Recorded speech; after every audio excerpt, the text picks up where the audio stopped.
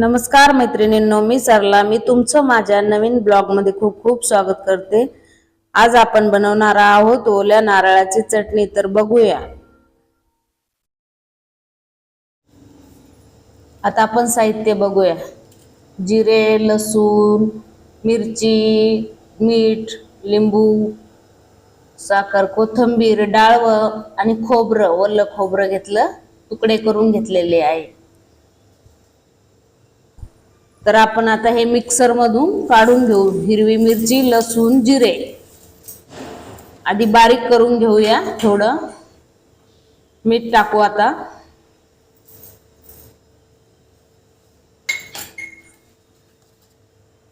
आणि बारीक करून घेऊ. हे बारीक झालं. आता डाळवं टाकायचं. त्याच्या डाळवाना चटणी घट्टपणा येतो चटणीमध्ये. कोथिंबीर घालायचं आणि साखर घालायची थोडी आणि लिंबूचा रस घालायचा. लिंबूच्या रसाने चटणीचा कलर चेंज होत नाही. आता खोबऱ्याचे तुकडे घालायचे आणि हे सर्व बारीक करून घ्यायचं. होता होईपर्यंत पाणी लवकर घालायचं नाही, तसंच बारीक करायचं थोडं थोडं करून. आता थोडं पाणी टाकायचं आणि परत मिक्सरला फिरून घ्यायचं. आता मिक्सरला आपण बारीक करून घेऊ.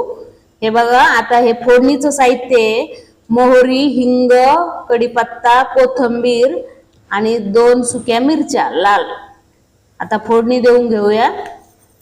मोहरी चांगली तडतडून द्यायची आणि मोहरी जास्त पाहिजे कोणत्याही चटणीला, चव छान येते. मोहरी तडतडून द्यायची चांगली.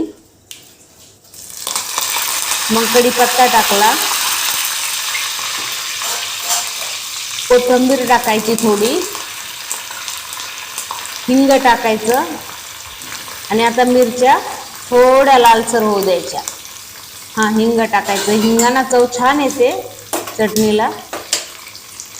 थोडं लालसर होऊ द्यायचं मिरच्यांचे.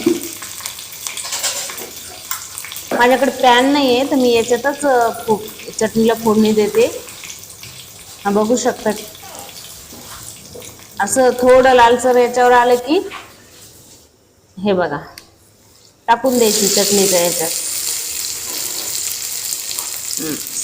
साधी आणि सोपी पद्धत आहे ही चटणी करण्याची. काही अवघड नाही. आपण ही चटणी इडली, डोसा, उत्तप्पा सर्व याच्यासोबत खाऊ शकतो आणि पराठ्यासोबत पण छान लागते. बघू शकता चटणी किती छान झालेली आहे. तर मैत्रिणींनो, माझी रेसिपी तुम्हाला कशी वाटली? लाईक करा, सबस्क्राईब करा आणि शेअर करा माझं चॅनल प्लीज.